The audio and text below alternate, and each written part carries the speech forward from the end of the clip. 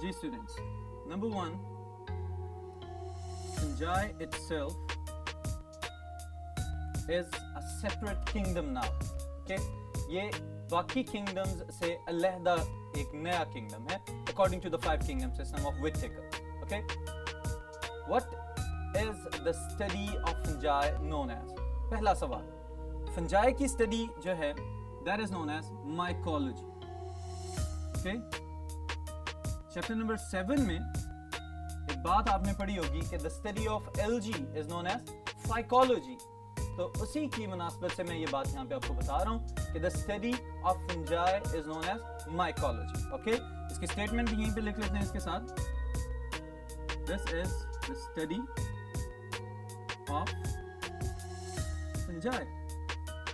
जबकि वो साइंटिस्ट या इवन के जो स्टूडेंट्स स्टडी कर रहे होते हैं फंगस के स्ट्रक्चर को, उसके फंक्शंस को या किसी भी एस्पेक्ट को, they are known as mycologists.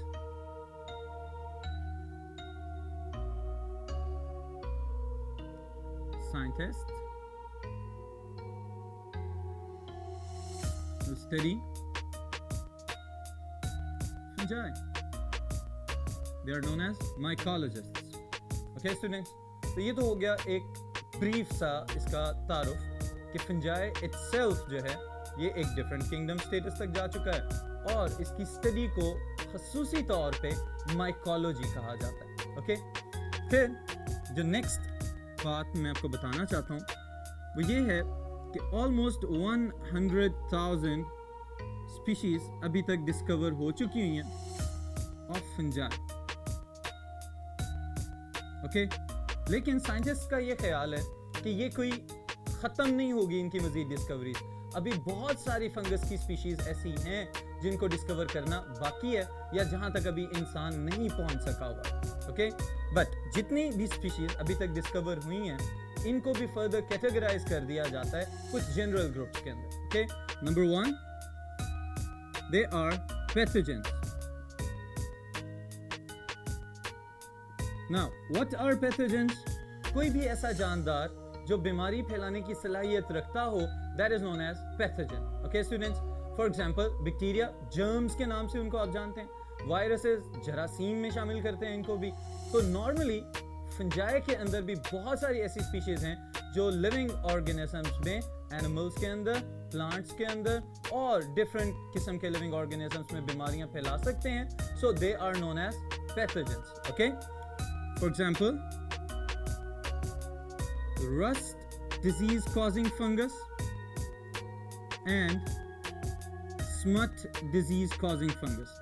Okay, अब ये दो बीमारियां हैं अलग अलग से, इनको मैं बताता हूं आपको. Number 1 is rust. Okay, rusting से निकलने वाला ये लफ्ज, इसका मतलब क्या है? जंग आलूद कर देना. ओके, इसकी अपीयरेंस, क्योंकि जब ये बीमारी कॉज करता है, स्पेशली वीट की अगर हम बात करें बतौर एग्रीकल्चरल कंट्री के सिटीजन होने के, तो rusting of the wheat plant takes place in this kind of disease. Okay, orange या ब्रिक रेड कलर के आपको अपीयरेंस नजर आती है, स्पॉट्स नजर आते हैं leaves of the wheat plant के ऊपर. ओके, जो गंदम का पौधा है उसको जब हम ऑब्जर्व करते हैं तो ऑब्जर्व करते हुए हमें पता चलता है कि भाई ये अब प्योर ग्रीन नहीं है, बल्कि फंगस के अटैक की वजह से इसके ऊपर जंग नुमा स्पॉट्स नजर आ रहे हैं. That's why this is known as rust disease. Okay, और दूसरी तरफ smut, it is also known as loose smut. बाज़ औक़ात ऐसा होता है कि जब गंदम की फसलें पक के तैयार हो चुकी होती हैं तो उस वक्त कोई फंगल अटैक हो जाए, और उसके लिए जिम्मेदार कौन है?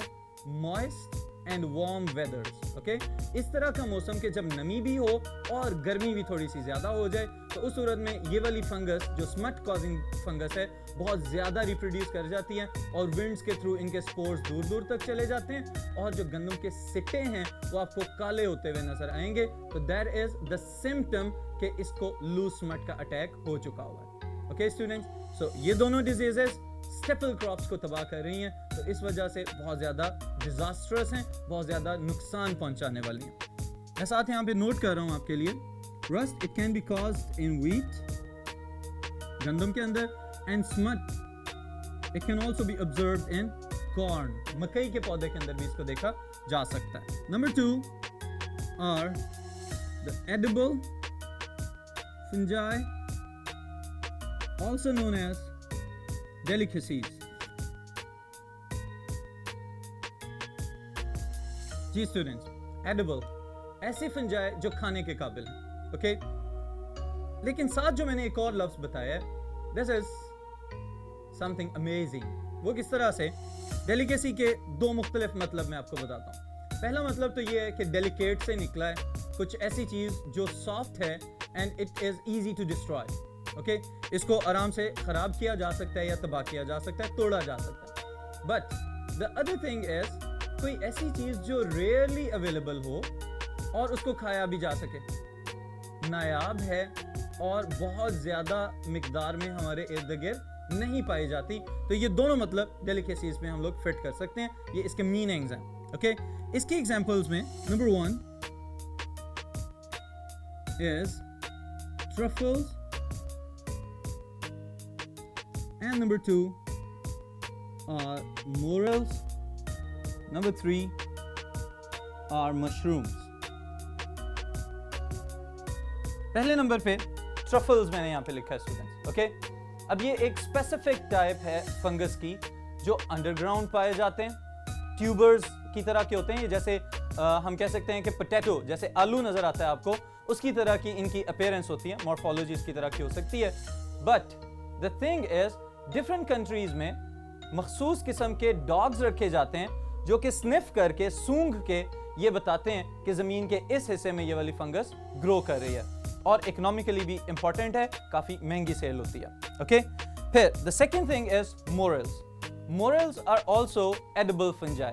ये इस तरह की फंगस है कि जिसको पका के खाया जा सकता है, डिफरेंट किस्म की रेसिपीज में इस्तेमाल किया जा सकता है और फिर उसके बाद प्रोटीन रिच कंपाउंड्स इसमें मौजूद हो सकते हैं। Then the third one, mushrooms. इस टर्म से आप लोग फेमिलियर हैं ज़रूर, क्योंकि आजकल बहुत सारे फास्ट फूड की डिफरेंट टाइप्स में मशरूम्स को ऐड किया जा रहा है as a source of nutrition, okay? तो these are only the edible mushrooms. बहुत ज़्यादा कुछ टाइप्स इनकी ऐसी भी हैं कि जो डेंजरस हो सकती हैं, पॉइजनस हो सकती हैं, but these are the edible types of the fungi. Then we will talk about the medically important species. Add किया जा रहा है as a source of nutrition, okay? तो these are only the edible mushrooms. बहुत ज्यादा कुछ types इनकी ऐसी भी हैं कि जो डेंजरस हो सकती हैं, पॉइजनस हो सकती हैं, but these are the edible types of the fungi. Then we will talk about the medically important species.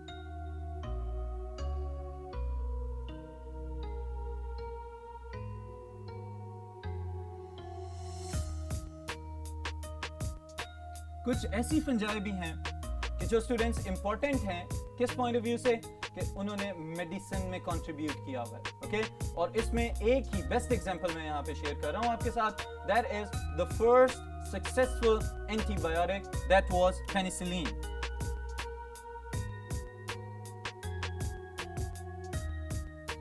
Penicillin वो एंटीबायोटिक है जो कि फंगल एक्सट्रैक्ट से बनाई गई थी and the name of the fungus was Penicillium notatum. हमारे इर्द गिर्द जो रॉटन सिट्रस फ्रूट्स होते हैं उनके ऊपर ये वाली फंगस ग्रो करती हुई नजर आती है। सिट्रस फ्रूट्स यानी ये माल्टे वगैरह और इनकी मुख्तलिफ इकसाम जो हैं, उनकी सरफेस के ऊपर आपको इनकी कॉलोनीज ग्रो करती हुई नजर आएंगी। वहां से इसको एक्सट्रैक्ट किया गया और एंटीबायोटिक में कन्वर्ट कर दिया गया और आज तक इस्तेमाल हो रही है, okay? Then we will talk about, it was basically number 3, third point था इंपॉर्टेंस का। Then is number 4, commercial importance.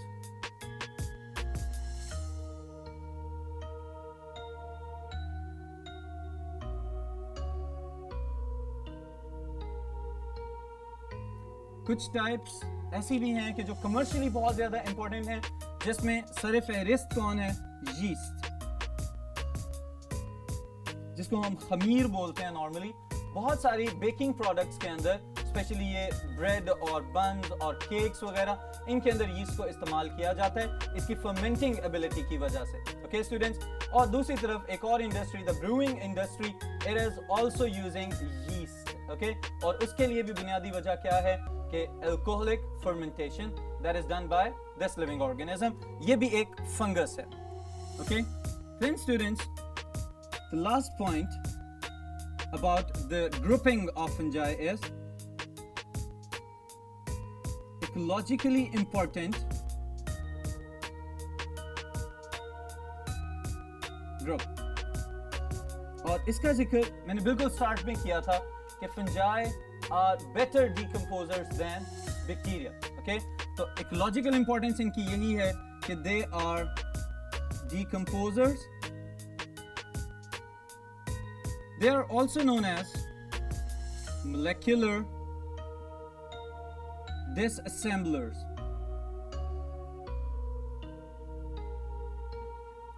अब इस लफ्ज का क्या मतलब है? Fungi are decomposers, तो बड़े बड़े पार्टिकल्स को उनके मॉलिक्यूलर साइज में कन्वर्ट कर देते हैं ताकि दूसरे लिविंग ऑर्गेनिजम्स उनसे इस्तेफादा हासिल कर सकें. फॉर एग्जांपल प्रोटीन्स को या किसी भी और बड़े ऑर्गेनिक मॉलिक्यूल को तोड़ दिया जाता है into carbon dioxide, into nitrates and even water.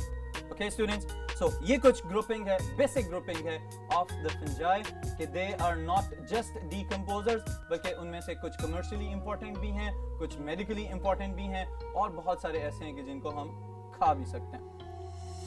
Next,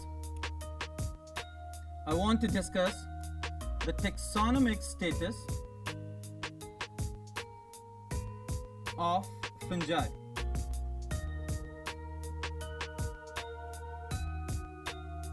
Taxonomic status of fungi से क्या मुराद है कि the fungus stands at which position in all other kingdoms of the living organisms. यहाँ पे मैं एक नई बात आपको बताना चाह रहा हूँ students, and that is what previously fungi were placed in kingdom Plantae. Okay? कुछ सिमिलैरिटीज की बुनियाद पे फंजाई को प्लांट्स के साथ रख दिया गया था और वो सिमिलैरिटीज क्या क्या हैं? Number 1, having a cell wall, और साथ ही साथ मैं ये क्लियर करता चलूं कि सेल वॉल का मौजूद होना तो सिमिलैरिटी है, but the cell wall in fungi is made up of chitin, while in the plants the cell wall is made up of cellulose. Okay? फिर दूसरी जो सिमिलैरिटी थी, the fungi they also lack centrioles in their cells. इनके पास भी centrioles मौजूद नहीं हैं और प्लांट सेल्स के अंदर भी सेंट्रियोल्स मौजूद नहीं होते.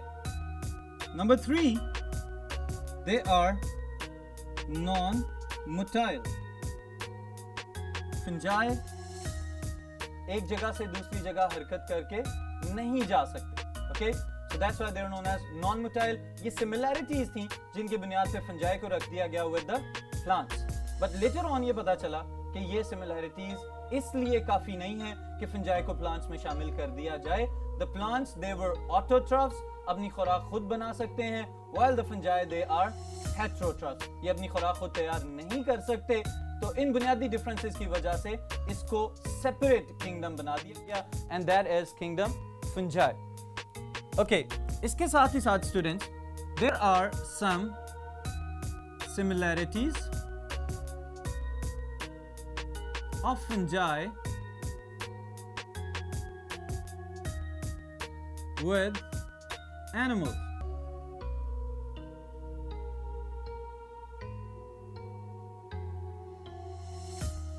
कुछ प्रॉपर्टीज को जब स्टडी किया गया तो पता चला कि कुछ ऐसी मुश्तरक खसूसियात हैं जो फंजाई शेयर कर रहा है with the animal cells. Okay, ये क्या क्या है? Number 1, they are heterotroph. Animals भी heterotrophic और fungi भी heterotrophic. Then their cell wall contain chitin. अब chitin क्या चीज है? It is a polysaccharide carbohydrate. लेकिन इसके बाद सवाल ये पैदा होता है कि ये एनिमल्स के साथ सिमिलैरिटी किस तरह से बन गई? तो इसका एक बहुत आसान सा जवाब है कि the chitin is also found It is also found in exoskeleton of insects or arthropods. Okay students, तो ये एक सिमिलैरिटी बन गई इसकी, और यही सिमिलैरिटी प्लांट से डिफरेंस का बायस भी बनी कि the cell wall in plants is made up of cellulose and cell wall in fungi is made up of chitin. Okay, तो ये similarities हैं with the animal cell. But later on in similarities के अलावा भी कुछ differences study किए गए. Differences between fungi and animal cells, or simply animals. क्या क्या differences हो सकते हैं? The first one is the fungi are absorptive heterotrophs.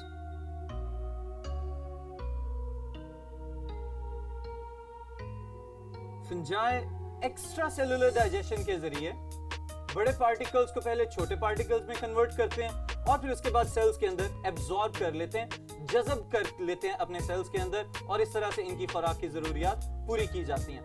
While on the other side, animals, अगर हम किसी भी ग्रुप ऑफ एनिमल्स को स्टडी करें तो they are known as ingestive heterotrophs. Okay, निगल के खाते हैं. वो बेशक कार्निवोर्स हैं, ओमनिवोर्स हैं या फिर हर्बीवोर्स हैं. Animals are ingestive heterotrophs, निगल के खा जाने वाले, और फंजाई जज़ब करके खा जाने वाले. Then there was another difference, the presence of cell wall in the fungi. Okay, cell wall is present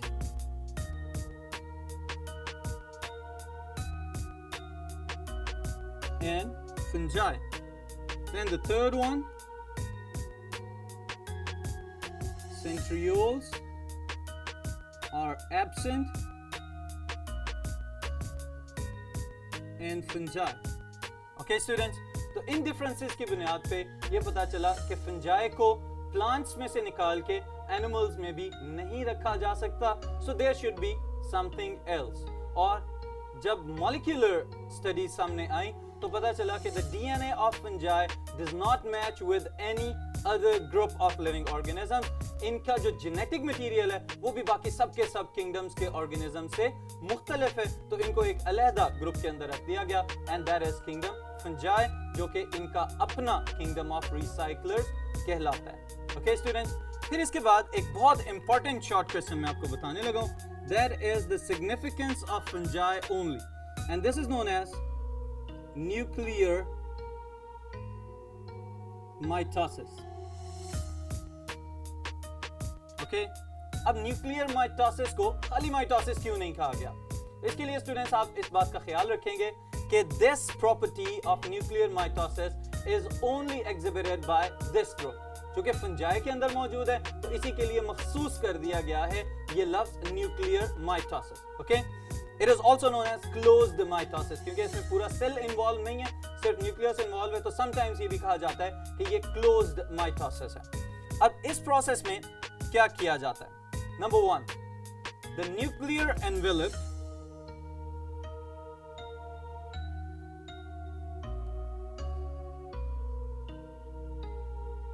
does not break. Nuclear envelope टूटता ही नहीं है, जबकि ऑन द अदर साइड जब नॉर्मल सेल में या एनिमल सेल्स की अगर हम बात करें माइटोसिस होती है तो सबसे पहला काम that is karyokinesis.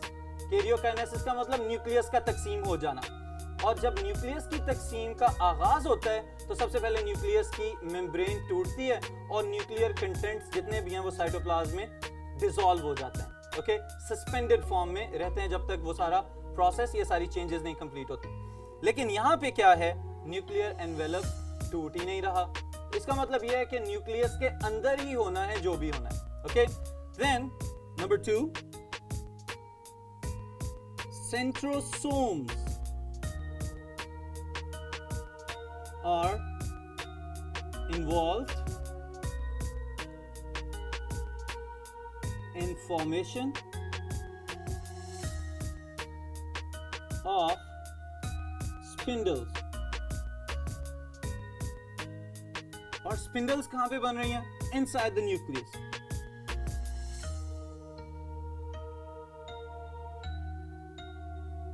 Okay students, अब देखें, जब भी कोई माइटोसिस के थ्रू सेल डिवाइड होता है तो उस सूरत में तो सेंट्रियोल्स मौजूद होते हैं, they are outside the nuclear envelope, और वो मूव करके जाते हैं ऑपोजिट पोल्स पे. फिर उसके बाद स्पिंडल फाइबर्स बनाए जाते हैं, माइटोटिक अपरेटस बनाया जाता है. But in this case the centrosomes they are present attached to the nuclear envelope, जबकि कुछ बुक्स में ये भी लिखा गया है कि the centrosomes are embedded in the nuclear envelope that are involved in nuclear mitosis inside the fungus. Okay?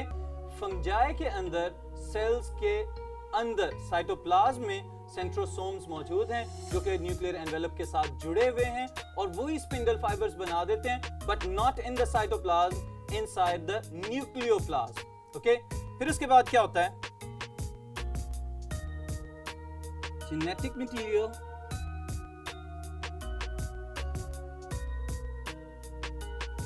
और chromosomes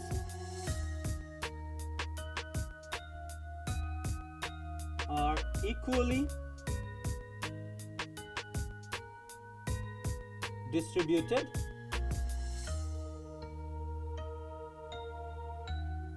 ये वाला प्रोसेस सेम है as compare to the normal mitosis कि जो क्रोमोसोम्स हैं जैसे ही वो इक्वली डिस्ट्रीब्यूट होंगे, one group of chromosomes will move to the opposite pole and the other one will move to its respective pole. अलग-अलग sides पे जाके और क्रोमोसोम्स जो हैं वो रुक जाएंगे. And then number 4, nuclear envelope constrict between the daughter chromosomes. वो क्रोमोसोम्स जो डिस्ट्रीब्यूट हो चुके हैं टुवर्ड्स देयर रिस्पेक्टिव पोल्स, जो न्यूक्लियर एनवेलप है वो आहिस्ता आहिस्ता कंस्ट्रिक्ट होना शुरू होगा और फिर क्या होगा? वो डिवाइड हो जाएगा into 2. Okay, one nucleus will be divided into 2. But यहाँ पे ये भी जरूरी नहीं है कि वो फौरी तौर पे तकसीम हो जाए. ओके, इसलिए ये कहा जाता है, नंबर 5, मैं इसको भी 5th पॉइंट बना रहा हूं यहाँ पे, न्यूक्लियर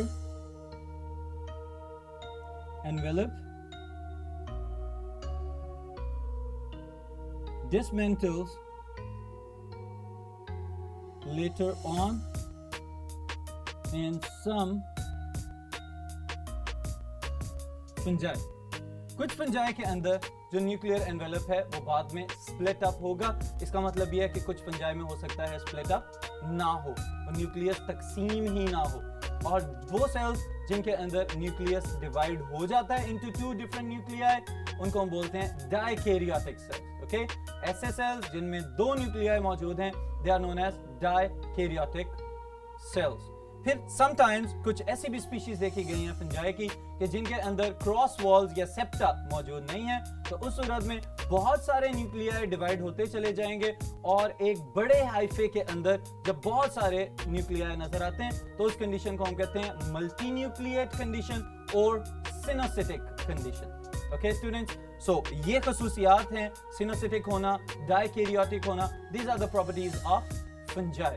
ओके, आज के इस लेक्चर में हमने फंजाई के डिफरेंट ग्रुप्स स्टडी किए हैं.